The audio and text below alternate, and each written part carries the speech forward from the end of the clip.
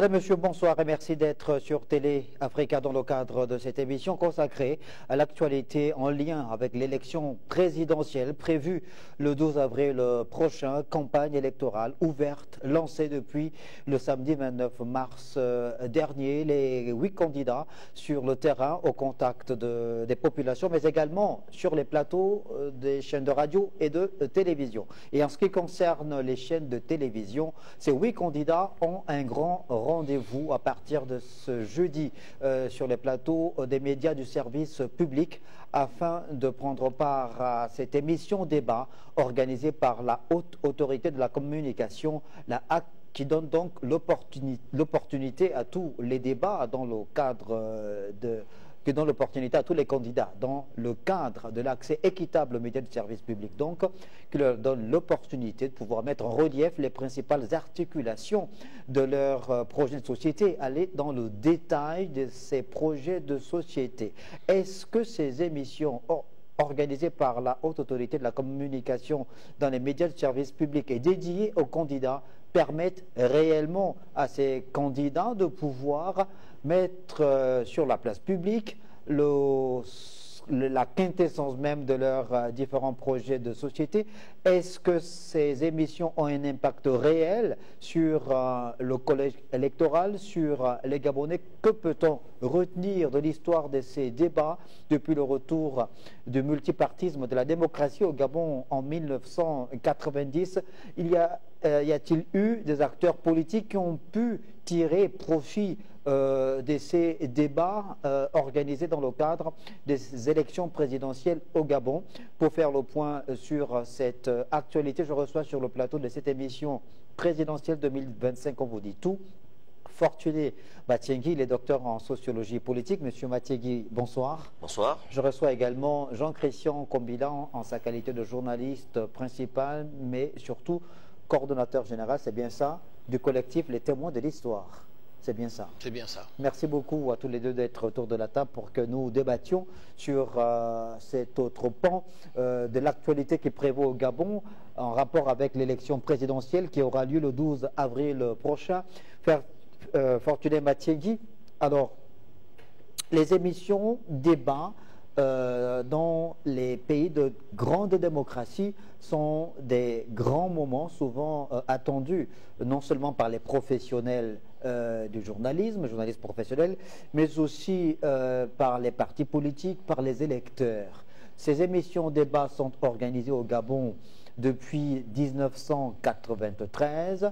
Jamais élection présidentielle n'a été organisée dans notre pays sans qu'il y ait justement des émissions, débats qui permettent aux candidats de venir mettre en relief le contenu de leurs différents projets de société. En tant que sociologue politique, quelle analyse déjà faites-vous par rapport à cet état de fait? Merci, Monsieur Ange Bambou-Snella.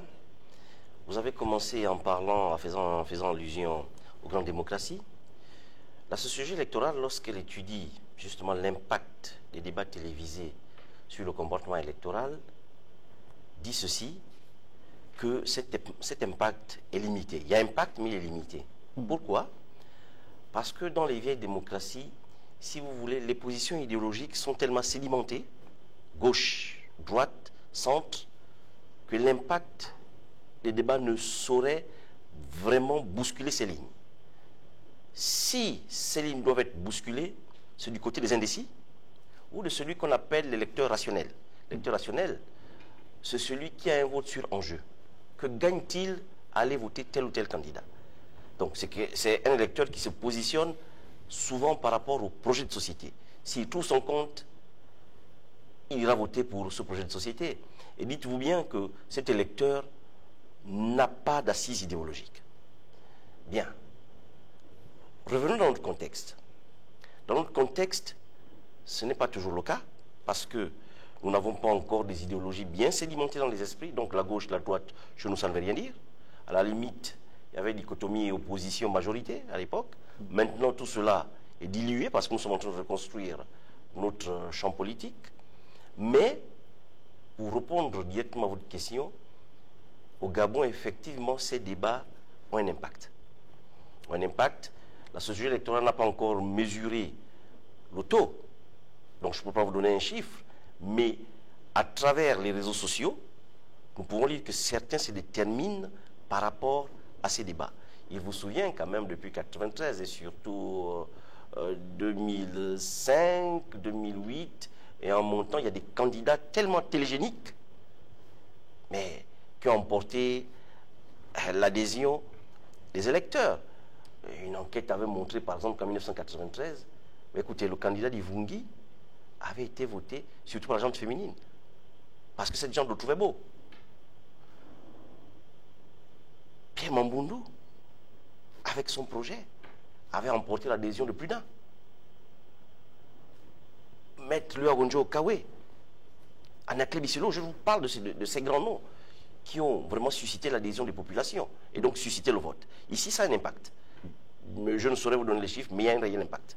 On est sur l'impact là. Avant d'approfondir sur l'impact, Jean-Christian Kombela, peut-être essayer d'abord de planter le décor dans ce qu'on peut essayer de voir comme étant un instrument dont se servent les candidats pour pouvoir toucher le maximum d'électeurs possibles. Oui, mais déjà, il faut, M. Pambo, reconnaître que l'élection du président de la République au suffrage universel a fait du Gabon une seule circonscription électorale. Et cette unique circonscription électorale a subi, n'est-ce pas, elle-même l'impact de la télévision. On ne saurait imaginer aujourd'hui une campagne pour l'élection présidentielle sans pour autant que l'on voie des journalistes se précipiter dans le sillage de candidats avec leur caméra sur l'épaule ou avec leur nagra pour essayer, n'est-ce pas, de coller au plus près, n'est-ce pas, les différents candidats et rendre compte de leurs activités, de leur proximité avec les populations et même de leurs différents discours et programmes politiques. Donc oui, il y a effectivement dans notre pays cette tradition qui est désormais installée depuis 1993, qui fait que l'instance de régulation, n'est-ce pas, organise un débat télévisé ou une succession de débats télévisés qui permettent à nos différents candidats, n'est-ce pas, de venir expliquer leur programme. Et ces différents débats ont nécessairement un impact diversement apprécié, n'est-ce pas, sur la suite du processus électoral. Et donc, depuis 1993, ces différents débats ont permis à certains candidats de se révéler au grand jour. Mais est-ce que, pour autant, on doit pouvoir dire que ce sont ces différents débats, n'est-ce pas, auxquels ont pris part les différents candidats, qui ont toujours impacté positivement le résultat rendu public par la Cour constitutionnelle? Ça, c'est une autre question sur laquelle, évidemment, on pourrait revenir tout au long de ces débats. Alors, le principe, évidemment, c'est une émission au cours de laquelle le candidat est interviewé par des journalistes sous forme d'entretien, évidemment, en passant au peigne fin l'essentiel des principales articulations donc contenues dans le projet de société du candidat. L'exercice consiste donc pour le candidat à rendre son projet de société le plus accessible possible à l'électeur, expliquer la vision, les différents choix qui seront opérés. Donc, est-ce que le sociologue que vous êtes peut nous dire si c'est un exercice banal pour un candidat dans un contexte d'élection présidentielle? Cet exercice est très important pour les candidats.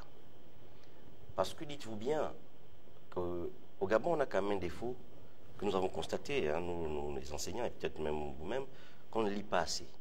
Je crois que s'il vous était donné de faire un sondage entre les médias, quels sont les médias les plus consultés? Est-ce que ce sont les médias télévisés ou par exemple la presse écrite. Si vous étiez de faire un sondage, vous verriez que on lit de moins en moins pour s'intéresser à ce qui est télévisuel et ce qui est visuel. Donc, cet exercice ne peut pas être banal, il est même très important. Il permet aux différents candidats de vulgariser leur projet, surtout de se faire connaître, parce que certains ne sont pas souvent connus du grand public, mais à travers les débats télévisés, ils se font connaître, et peut-être, et même souvent, de toucher la sensibilité de certains électeurs par rapport à leurs propos. Bon, maintenant, est-ce qu'ils vont toucher le maximum? Je ne sais pas. Mais toujours est-il qu'ils vont apprendre à se faire connaître du public. Il y aura toujours un aspect de leur projet expliqué par eux-mêmes qui touchera 1 à 2 personnes. Donc, à ce niveau, on ne peut pas dire que cet exercice n'est pas important. Il est important pour tous les candidats. Et dites-vous bien, par exemple, la presse écrite ou même Internet ne va pas partout au Gabon à la même vitesse, à la même manière. Or, le journal télévisé, par exemple, vous, Télé Africa, vous êtes bien regardé sur le territoire gabonais. Et les candidats qui vont passer ici, dites-vous bien qu'il y aura un impact, bien sûr, à la hauteur de l'explication du projet, à la hauteur aussi de la personnalité. Attention. Parce que cette élection nous fait découvrir de nouvelles personnalités. En général, ce n'est pas toujours très facile pour elles. Il y a déjà des personnalités un peu plus connues, donc, qui vont déjà avec la faveur des pronostics.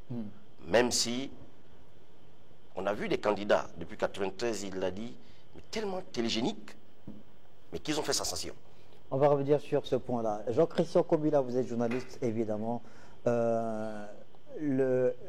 L'émission Débat, organisée dans le cadre de l'élection présidentielle, est un moment important, parfois décisif même, au cours d'une élection présidentielle pour les candidats. C'est également un rendez-vous important pour les journalistes. Vous faites partie des journalistes gabonais qui ont déjà pris part en tant que journaliste à des émissions débat, donc pour interviewer des candidats. Vous avez fait l'exercice 2 fois ou une fois en 2005? Une fois, en 2005. En 2005. Donc, comment on prépare ce type pour les journalistes? D'abord, comment on prépare ce rendez-vous-là, cet exercice-là? Est-ce que vous pouvez nous en dire un peu plus? Mais je vais me fonder sur mon expérience personnelle, si vous le permettez. À l'époque, le Conseil national de la communication choisissait d'autorité les journalistes dans les salles de rédaction. Et en tout cas, c'est ce qui avait été fait en 2005. J'étais journaliste au quotidien national L'Union, au service politique, et je me trouvais à l'extérieur du pays lorsque derrière le Conseil national de la communication avait rendu public la liste des journalistes retenus, mais je ne faisais pas du tout partie de cette liste-là. Mais le conseil d'administration de l'époque à l'Union avait protesté contre le choix qui avait été effectué au sein de notre rédaction sans l'aval de la direction de la publication et de la rédaction. Alors, ce que vous dites n'est pas du tout anodin, c'est un fait qui mérite justement qu'on s'y attarde un peu. Ça veut dire qu'il y a l'autorité de régulation, à l'époque c'était le CNC, le Conseil national de la communication, devenu aujourd'hui la haute autorité de la communication. Aujourd'hui la loi a évolué, aujourd'hui le régulateur s'appuie-t-il sur la loi? Est-ce que c'est encadré qui permet justement de pouvoir faire le choix du panel des journalistes retenus pour animer ces émissions de débat?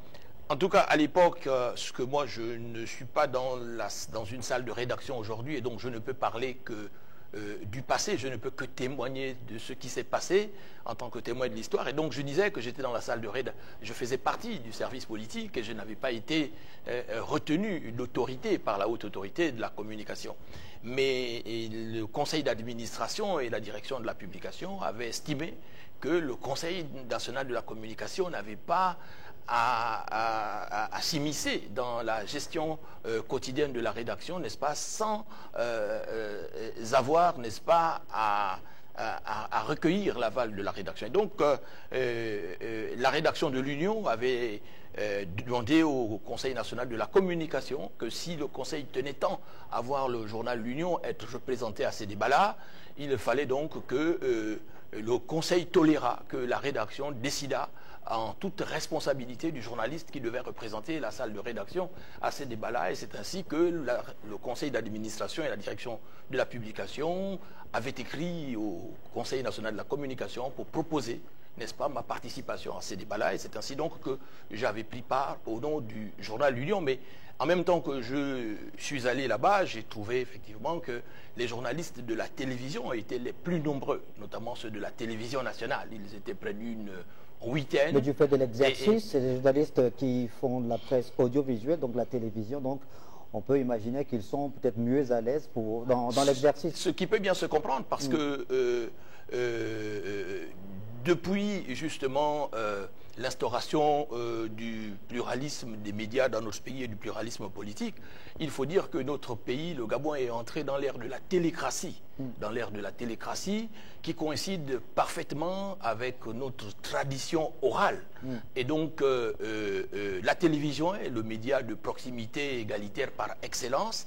Et donc, les journalistes de télévision, n'est-ce pas, sont généralement les mieux indiqués à participer à ces débats-là, organisés sous l'égide de l'instance de régulation. Et donc, à mon humble avis, je ne vois pas trop d'inconvénients, n'est-ce pas, que les journalistes de télévision, n'est-ce pas, aient inauguré cette ère de télécratie et soient souvent les plus nombreux à être choisis par l'instance de régulation pour figurer parmi ces journalistes-là qui entretiennent les différents candidats sur leurs différents programmes. Alors, vous aviez rappelé ces petits rappels historiques importants, évidemment, qui nous a permis de comprendre comment est-ce qu'un journaliste peut se retrouver sur un plateau de télévision lors d'une émission débat pendant l'élection présidentielle. Je précise évidemment que c'est encadré par la loi. La haute autorité de la communication se fonde sur des dispositions réglementaires qui lui permettent, elle, de pouvoir saisir les médias du service public qui, eux, désignent en toute autorité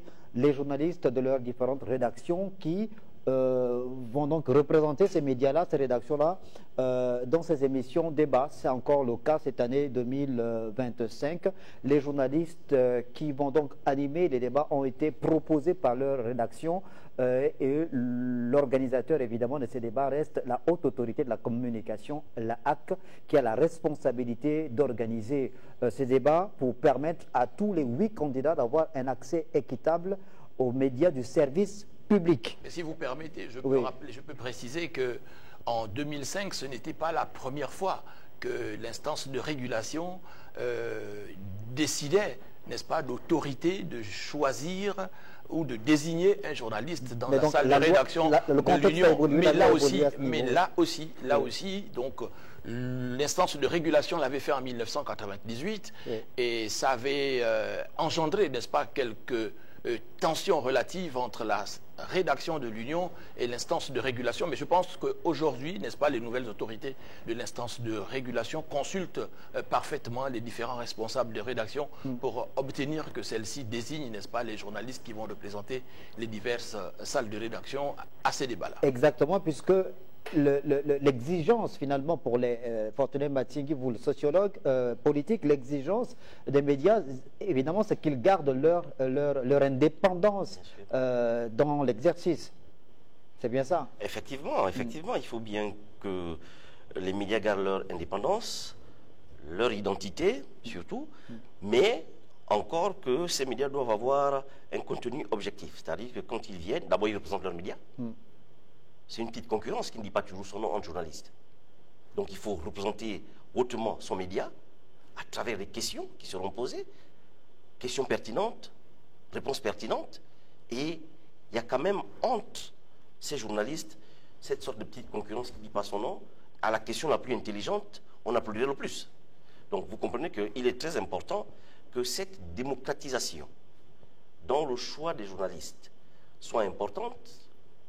Vous l'avez rappelé, il y a une norme, je crois que ça a évolué. Même nous qui regardons à distance le CNC, qui a évolué vers la HAC, il y a quand même une démocratisation. Ça a évolué.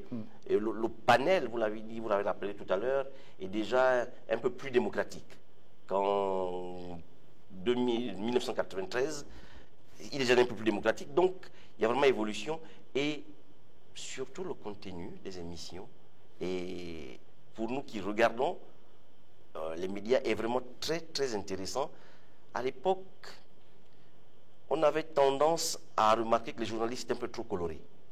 Il y a une certaine coloration, alors que là, les questions sont un peu plus indépendantes. Et il y a des journalistes comme ça qui se sont fait connaître. Je ne veux pas citer les noms, je ne les connais plus très bien, mais ils se sont fait connaître parce que, face à des candidats, ils avaient quand même gardé le sang-froid, surtout des candidats d'une certaine autorité. Ils avaient quand même gardé le sang-froid et posé des questions pertinentes, qui avaient une réponse pertinente et qui avaient relevé les débats, bien entendu. Jean-Christian Combila, alors cette émission débat organisée dans le cadre de l'élection présidentielle qui permet donc aux candidats d'avoir accès aux médias de service public et de pouvoir mettre en relief leurs projets de société, ce sont des émissions dans lesquelles les journalistes qui composent le panel sont uniquement des journalistes du service public. Est-ce qu'on peut imaginer que la loi puisse également évoluer à ce niveau? Comment comprendre justement que depuis qu'on ait mis en place ce qui est devenu une forme de pratique républicaine, c'est-à-dire qu'à chaque élection présidentielle, on organise des débats pour permettre aux différents candidats de s'adresser directement aux Gabonais par le canal des médias de service public, que cette loi ne soit pas étendue aux médias privés, par exemple. Sous d'autres cieux, on voit bien que les journalistes venus du secteur privé sont parfois sollicités ou souvent sollicités également pour prendre part à ce type de débat. On le voit régulièrement en France. Pourquoi est-ce qu'au Gabon, ça semble être comme du domaine strictement réservé au service public?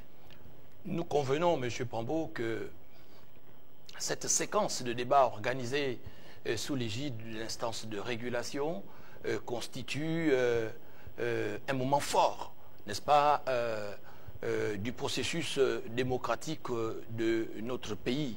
Maintenant, je peux apporter un bémol à ce que vous dites, parce que le journal L'Union, auquel j'ai appartenu il y a très longtemps, n'est pas un média de service public. C'est un journal pro-gouvernemental. Pro-gouvernemental. Selon la coloration, c'est une lecture qui est L'Union souvent a faite. toujours été présentée comme étant un journal pro-gouvernemental. Mais pour moi qui ai travaillé à l'intérieur pendant 11 ans, je la pense ligne- que ce la journal ligne- est la- un la journal ligne pro-présidentiel. mais vous le savez, la ligne Et sans doute éditoriale de parce que le l'Union, journal la est- ligne éditoriale de l'Union n'est pas la ligne éditoriale des Côtes du Nord, de la Griffe, du Scorpion, par exemple. Donc, Sans doute, c'est parce que des intérêts de personnalités publiques côtoient des intérêts privés, mais cela dit, le journal est un journal privé, mais dont la ligne éditoriale à notre époque était une ligne éditoriale pro-présidentielle. Mais cela dit, il y a effectivement le fait que le journal L'Union, depuis 1993, en tout cas jusqu'en 2005, lorsque j'y étais, prenait une part active, n'est-ce pas, à cette séquence du processus, cette séquence importante du processus électoral. Maintenant, avec l'évolution du contexte sociopolitique et même du contexte médiatique dans notre pays, aujourd'hui, l'État subventionne la presse privée à hauteur de 500 millions de francs, du moins les organes de presse, disons, écrites, n'est-ce pas, sont subventionnés par l'État. Le CTRI a récemment relevé de façon substantielle l'enveloppe allouée à la presse privée, qui était de 127 millions, qui est passée à 500 millions. Donc à partir du moment où l'État subventionne la presse privée, je pense qu'en faisant évoluer les pratiques politiques, peut-être dans un avenir proche, ou à court et moyen terme, n'est-ce pas, les organes de presse et les médias privés pourraient parfaitement participer à cette séquence importante de la vie démocratique de notre pays. Mais en même temps aussi, il faut reconnaître que cette séquence importante aussi permet à la fois aux journalistes de se révéler, parfois permet à la fois à notre processus démocratique de se distinguer aux yeux du continent et aux yeux du reste du monde, cette séquence a souvent permis, n'est-ce pas, à des personnalités politiques de tirer leur épingle du jeu, de se révéler. On a vu en 1993 une personnalité politique comme Pierre Claver Maganga Moussavou percer le plafond. On a vu en 1998,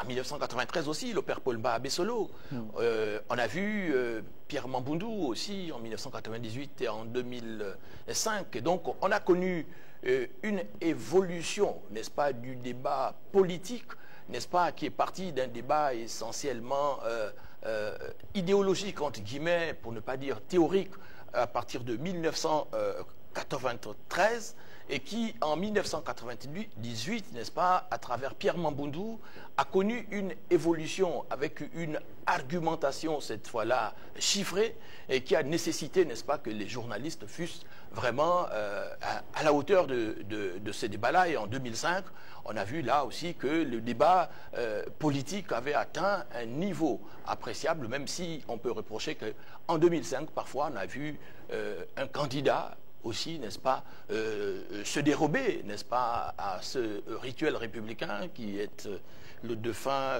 Alain Guangzé, n'est-ce pas, qui n'a pas voulu participer à ce rituel républicain. Le candidat Jean Ping également en 2010. Le candidat Jean Ping aussi en 2016 et le candidat Ali Bongo aussi en 2023.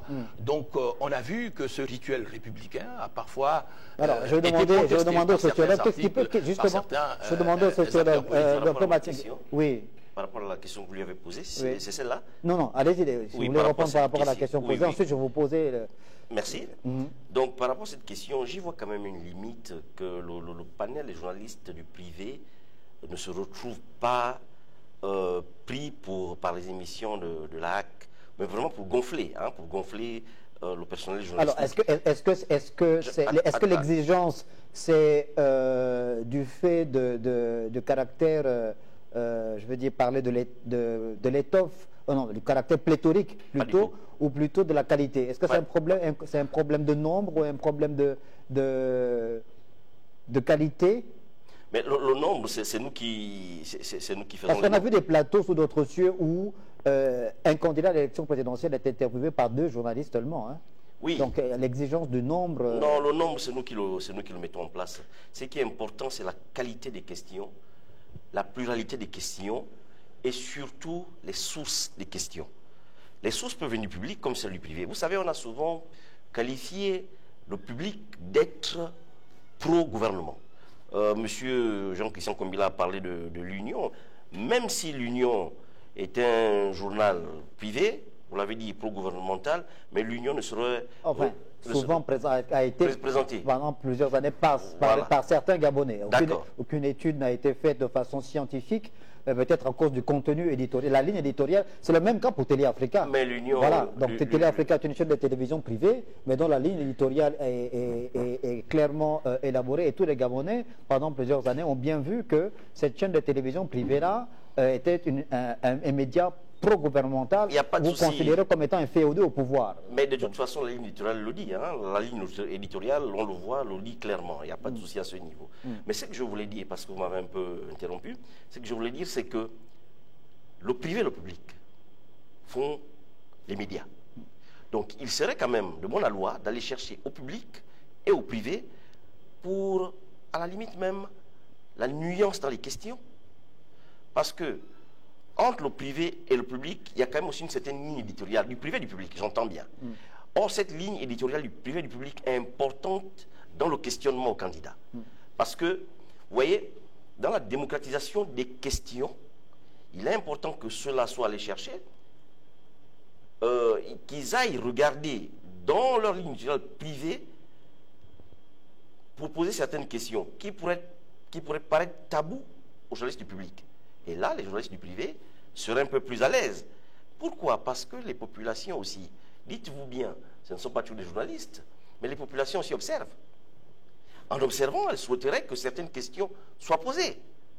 Mais de plus en plus, la HAC, je crois qu'elle est en train de jouer à ces jeux démocratiques, puisque les questions, comme je vous l'ai dit tout à l'heure, sont de plus en plus démocratiques et essaye de toucher le fond qui intéresse effectivement les populations.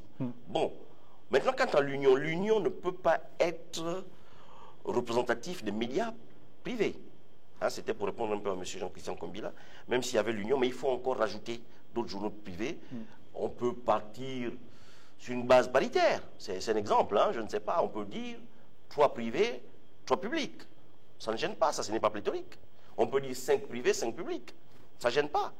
Donc, vous voyez, peut-être qu'on doit évoluer à ce niveau, parce que là, j'y vois une limite. De plus en plus, il faut des journalistes du privé. Mais attention aussi que ce journaliste arrive et soit professionnel.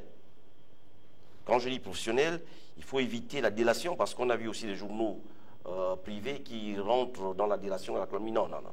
Qu'ils soient professionnels, qui posent des questions professionnelles pour avoir des rendus professionnels. Mais il y a des professionnels dans le secteur privé et des médias au Gabon.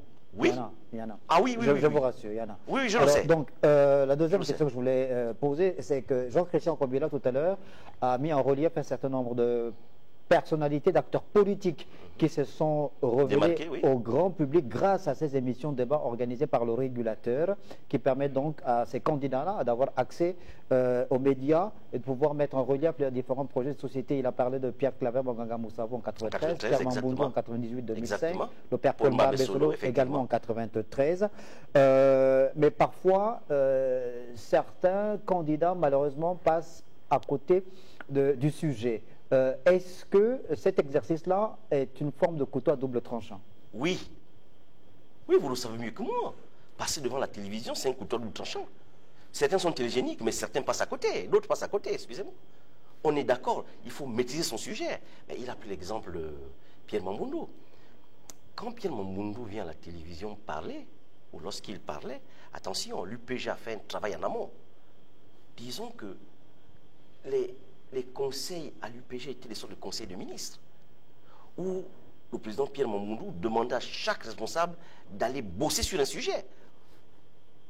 Il avait ses ministres de l'éducation, son ministre du pétrole, son ministre de la santé, son ministre de l'enseignement, et il faisait une sorte de plénière où l'objectif était de venir contredire ce que devait dire, excusez-moi du terme, le ministre de la santé. Et donc, dans ces discussions, lorsque Pierre Mamboundou arrivait à la télévision, mais il était très armé, excusez-moi. Il l'a dit. C'est vrai qu'on est passé à des débats théoriques où les bilans n'étaient pas chiffrés, à des bilans très chiffrés. Je me rappelle de son projet de société de 2005, 98. Mais c'était un projet chiffré à la virgule près. À la virgule près. Vous croyez que c'est sorti d'où? Mais c'est de son école. Mais lorsque vous n'êtes pas préparé comme lui, et vous arrivez face aux médias, et vous savez que vous, journalistes, vous êtes titillants, je ne veux pas vous l'apprendre, vous titillez beaucoup. Et en titillant, vous allez creuser le projet, et il n'arrive pas à répondre. Mais il passe à côté de la plaque. Jean-Christian Kombila, alors, l'exercice pour le journaliste qui est dans le panel des journalistes retenus pour participer à l'émission au débat, l'exercice consiste à travailler de façon professionnelle et pointilleuse sur le segment qui lui est réservé, parce qu'il y a des segments, c'est bien ça, par journaliste, oui, selon le projet de société? Oui, en fonction des différents secteurs de la vie économique de notre pays. Et donc, les différents projets de société étant eux-mêmes segmentés secteur par secteur, les journalistes qui sont retenus à cette séquence-là, justement, sont plus ou moins spécialisés. Et l'avantage d'une rédaction comme celle de l'Union à laquelle j'ai appartenu jadis était qu'au quotidien, la rédaction elle-même est compartimentée en secteurs. Le secteur politique, le secteur économie, société et culture, sport, politique étrangère. Et donc, lorsque nous participions à cette séquence-là sous l'égide du Conseil national de la communication, les différents journalistes retenus devaient rencontrer chaque candidat à l'élection présidentielle l'avant-veille ou la veille de son passage, n'est-ce pas? Non pas pour donner le questionnaire au candidat, mais pour pouvoir à la fois le rassurer que le débat qui devait avoir lieu devait être essentiellement un devoir de pédagogie répétitive pour pouvoir expliquer aux Gabonais le projet de société qu'ils avaient conçu avec leurs différentes équipes. Et puis, ça permettait de créer des conditions pacifiques du débat. Et donc, tous les candidats, sans exclusive, étaient rencontrés, n'est-ce pas, par le panel l'avant-veille ou la veille, non pas pour fumer le calumet de la paix, mais pour créer les conditions d'un débat civilisé et républicain. Et donc, ça, c'était une très bonne occurrence. Et donc, les débats qui ont eu lieu ont permis à la fois à ces hommes politiques-là de s'exprimer sereinement parce qu'ils n'étaient jamais surpris par les thématiques qui étaient abordées au cours de ces débats-là.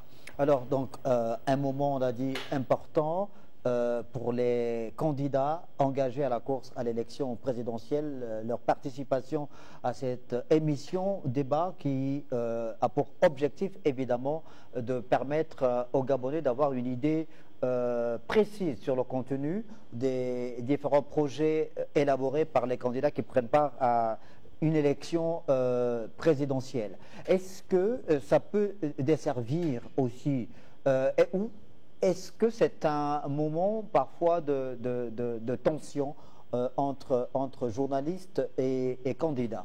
Encore que chez nous, là, on est revenu à une élection à 2 tours.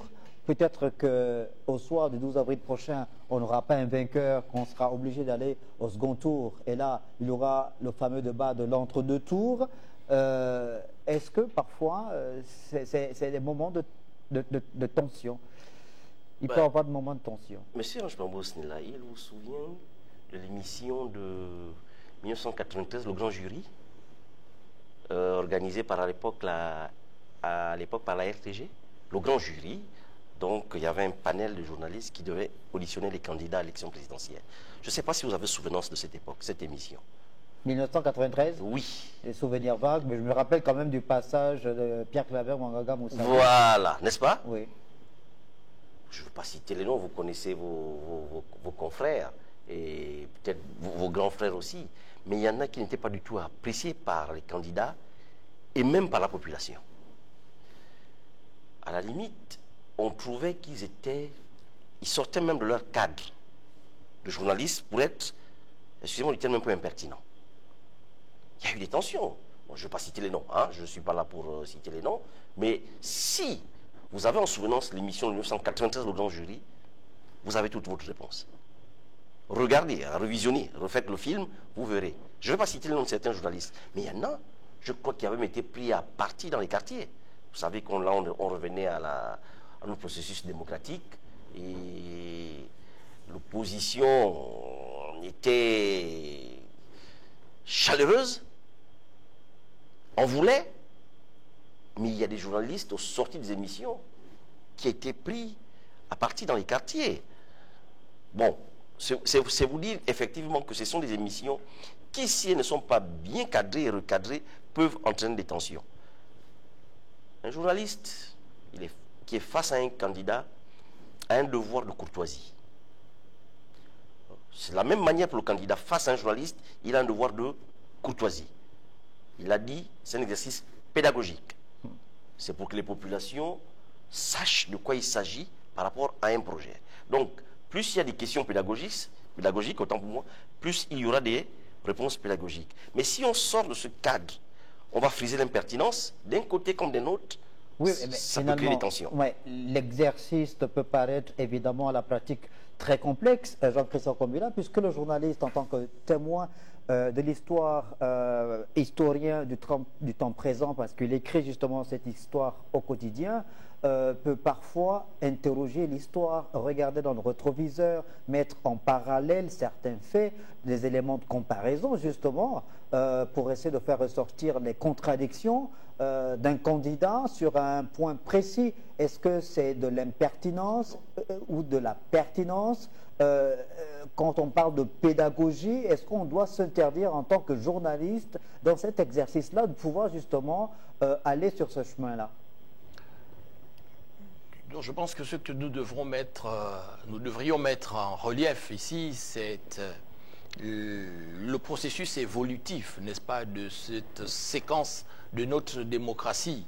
Des tensions éphémères sur un plateau de télévision, il y en a partout dans le monde, entre adversaires politiques qui se retrouvent en duel au cours d'un débat, ou entre un candidat et un journaliste. Mais c'est justement pour cela que l'instance de régulation autrefois initiait ces rencontres préparatoires, n'est-ce pas, entre le panel de journalistes retenus et les différents candidats. Et donc, je me souviens, lorsque j'ai pris part à ces débats-là, que j'ai pu assister à, non pas des échanges vifs, mais parfois des reproches que pouvaient nous faire certains candidats à l'élection présidentielle, nous récriminant de n'être pas venus les voir souvent au quotidien, tout au long du mandat présidentiel,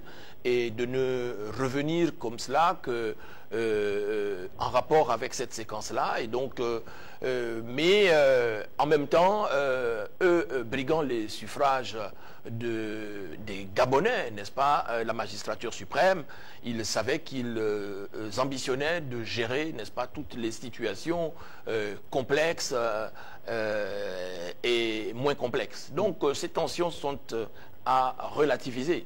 Mais aussi, ce que nous devons mettre en relief par rapport à ces séquences démocratiques-là, c'est l'évolution à la fois des mentalités. Les débats, pour reprendre une expression chère au père Paul Mbabesolo, étaient plutôt conviviaux. Ils étaient conviviaux parce que vous voyez bien que cette séquence de notre démocratie diffère de ce qui se passe en France, précisément, où il y a des débats contradictoires entre les candidats, même avant l'élection présidentielle, pendant et même après. Est-ce que c'est une faiblesse de notre démocratie, justement sur le plan de la communication, ne pas permettre à ce qu'il y ait ces débats projet contre projet? Parce que de plus en plus de téléspectateurs, des Gabonais, demandent à ce qu'il y ait ces débats contradictoires entre candidats, pas entre porte-parole ou représentants des candidats. Maintenant, M. Pambo, sur cette question, si vous permettez, rapidement, oui. C'est une lecture que l'on peut faire. C'est une lecture que l'on peut faire, mais notre pays est dans un processus de démocratisation. En France, précisément, ça s'est fait comme ça, c'est vrai, à partir de la première élection organisée sous la Ve République. Mais je ne doute pas un seul instant qu'après les débats essentiellement théoriques que l'on a eu au cours de cette séquence de débats présidentiels, nous sommes arrivés à des débats argumentés et nous allons vers des débats plutôt pragmatiques. Donc, les débats présidentiels vont épouser, de mon point de vue, cette nouvelle donne-là, où la théorie pour la théorie, n'est-ce pas, est dépassée, mais la politique utile, pragmatique, c'est plutôt vers cette orientation, n'est-ce pas, que la Ve République gabonaise naissante est en train de nous amener. Nous aurons l'occasion de l'observer, n'est-ce pas, tout au long de cette campagne, avec les discours des candidats, aussi bien pendant les meetings que lors de cette séquence de notre système démocratique. Je regrette fortement qu'il n'y ait pas une dose d'idéologie qui dessinent les projets et qui font projet contre projet. Les projets politiques ont d'abord pour sous-bassement une idéologie. Il y a des idéologies politiques qui existent à travers le monde. Il y a même un socialisme africain. Je ne suis pas contre le pragmatisme, au contraire. Il faut qu'on soit, surtout que notre Gabon a besoin de pragmatisme, parce que l'errance sociale dans laquelle nous avons été, l'injustice sociale dans laquelle nous avons été, commande qu'on soit pragmatique pour que les populations voient ce que les candidats veulent faire, proposent. Mais je trouve une limite, une grosse limite à ceux qu'on mette de côté l'idéologie politique. Pourquoi? Regardez ce qui se passe à travers certains candidats, à travers certains problèmes des réseaux sociaux. le tribalisme, qui est une idéologie qui divise la nation. Mais il faut une idéologie pour lutter contre une autre idéologie. Si on laisse de côté les idéologies politiques, mais quelle est l'idéologie qui va lutter contre le tribalisme? Mais au tribalisme, on peut opposer la social-démocratie, qui est inclusive. Au tribalisme, on peut opposer le libéralisme, qui est inclusif. Au tribalisme, on peut opposer le socialisme, qui est inclusif. C'est pourquoi je dis, je ne suis pas contre ces projets pragmatiques, les Gabonais en ont besoin. Mais il faut une dose d'idéologie. Et tout de suite, quand des idéologies aussi dangereuses, pernicieuses, qui remettent en cause le vivre ensemble, apparaissent, tout de suite on oppose, par exemple, la social-démocratie. Et tout de suite on ruine, mais vraiment, ce raisonnement essentialiste qui consiste à diviser des populations qui ont vécu ensemble depuis longtemps. Je ne vais pas citer les noms. Je n'aime pas citer les noms sur les plateaux. Vous-même, vous savez ce qui s'est passé à Port-Gentil. Moi, je suis un peu plus de Port-Gentil. Je suis né, j'ai eu mon bac. J'ai vécu avec des frères qui n'étaient pas la même ethnie que celle de mes parents. Nous n'avons pas eu de problème. Mais même si on veut faire une géopolitique, il y a une géopolitique raisonnée, mais le Gabon n'est pas le seul pays à faire la géopolitique. La Belgique fait la géopolitique. La France, sous le gouvernement Juppé, a fait la géopolitique. Mais ce ne sont pas des choses qui ressortent.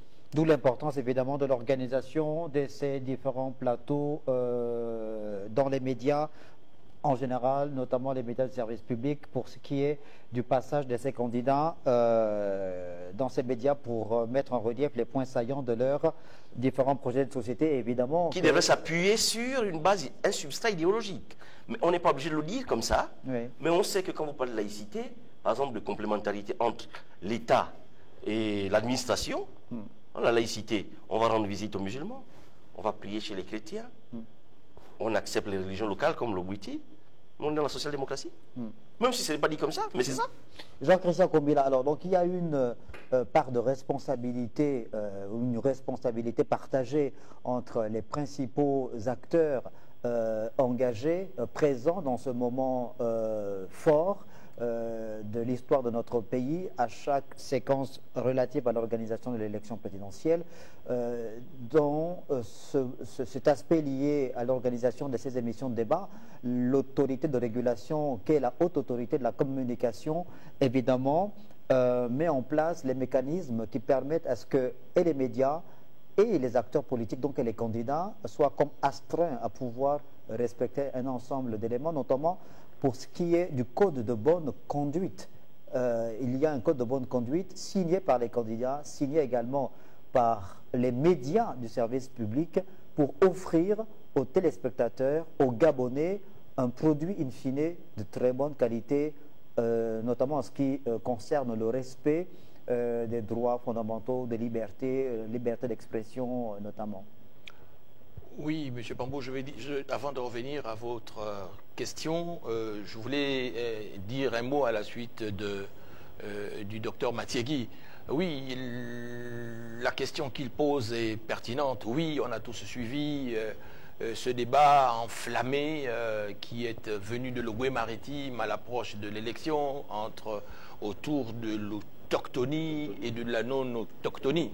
Mais on a suivi aussi tout ce que cela a suscité comme débat contradictoire entre groupes universitaires intervenant de façon anonyme et puis d'autres universitaires qui, eux, ont évoqué la question de façon ouverte. Et donc là, de façon générale, M.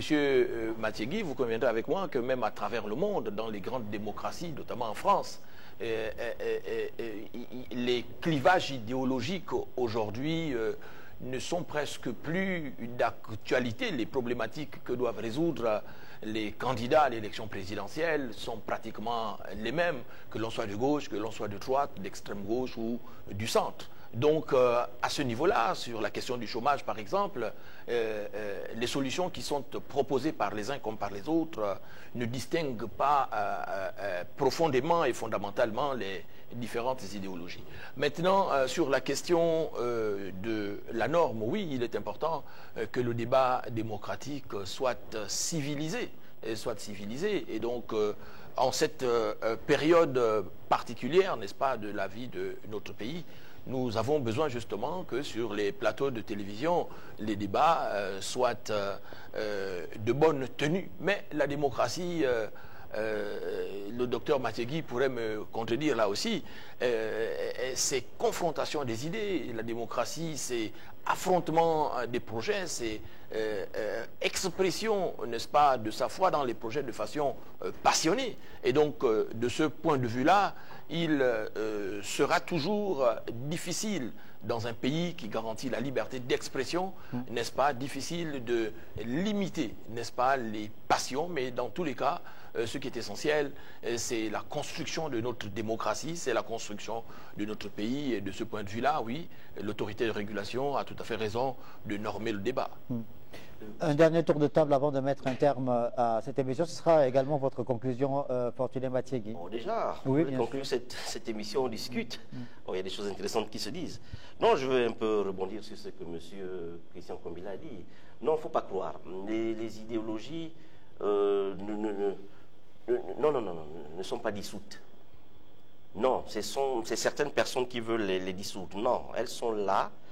Dans les grandes démocraties, elles sont vivantes. Sur la question du chômage, vous ne pourrez pas faire entendre, par exemple, pour prendre le cas de la France, le groupe LFI et les LR. Ce n'est pas la même chose. C'est le même point, le chômage, mais ils ont des solutions différentes. L'approche n'est pas la même. L'approche n'est pas la même. Et l'approche, elle est justement idéologique. Quand LFI vous dit, par exemple, qu'il faut aller taxer les plus riches, d'accord, LR, les libéraux, on va taxer le travail. C'est deux points de vue totalement opposés, mais qui sont idéologiques. Non, les idéologies ne sommeillent pas. Certaines personnes veulent les faire sommeiller, je ne sais pas pourquoi, mais ce sont des raccourcis qu'on prend. Je ne comprends pas aussi pourquoi. Tout projet contre projet, on est d'accord. Projet contre projet, il y a d'abord un sous-aspect logique. Ne pas le dire, c'est une chose. Mais lorsque vous faites votre projet, on peut le ressentir à travers certaines notions et à travers certaines réponses. On sent, même si on ne le dit pas tout de suite, mais il est libéral, il est social-démocrate, il est. C'est important. Mais une fois que vous accédez au pouvoir, comment vous mettez en place votre politique si on n'a pas une base idéologique? Construire la route, et quand vous avez fini de construire la route, qu'est-ce que vous faites? Construire l'hôpital, et quand vous avez fini, qu'est-ce que vous faites? C'est pourquoi la base idéologique est très importante. Et moi, j'invite les penseurs dans nos écuries politiques à revenir sur des offres idéologiques. D'abord, doctrinales, après on passe au projet. Vous voyez, 3 étapes. L'idéologie, la doctrine, le projet. Il n'y a pas de problème. Au projet, on est très pragmatique, je suis d'accord avec vous. Mais il y a toujours ce soubassement idéologique et doctrinal avant. Merci, Fortuné Mathiegui. C'était votre conclusion. Jean-Christian Kombila, en guise de conclusion. Pour tout partisan de la liberté d'expression et pour qui connaît d'où vient notre pays après la dérobade, n'est-ce pas, que l'on a pu observer parfois chez certains candidats à l'élection présidentielle, n'est-ce pas, face à ce rituel républicain qu'est le débat organisé sous l'égide de l'instance de régulation. Et ces débats sont de bon augure. Par le passé, ils ont montré une évolution du débat et de la culture politique et télévisuelle dans notre pays. On est parti des débats théoriques à des débats argumentatifs. Nous sommes convaincus que cette séquence de 2025, où l'on voit des candidats se présenter non pas sous la bannière des partis politiques, mais sous la bannière d'indépendants et de la société civile, nous serons curieux, n'est-ce pas, de voir l'orientation pragmatique, n'est-ce pas, que ces débats-là vont avoir lieu et vont donner comme symbolisant, n'est-ce pas, l'évolution du débat politique et démocratique dans notre pays. Merci Jean-Christian Kombila. Oui, mais vous aviez déjà conclu. Oui, non, c'est pas juste une minute. Allez-y. Non, monsieur Christian Kombila, le pragmatisme n'empêche pas l'idéologie. Pas du tout. Non, mais vous aviez déjà conclu. Là, vous relancez le débat. On arrivait au terme de l'émission. Non, c'est juste une petite précision. D'accord. Merci. Merci beaucoup. Okay. Merci beaucoup d'être passé sur le plateau. On aura le plaisir de vous recevoir pour d'autres émissions, évoquer d'autres thématiques. Voilà. Si se referme cette émission, rendez-vous évidemment pour pour ce qui est des candidats et leur passage dans les médias de service public à partir de ce jeudi avec la candidate Nyinga Shining Zenaba. Ces émissions de débat, évidemment, seront diffusées dans les médias du service public. Bonne suite des programmes sur Télé Africa.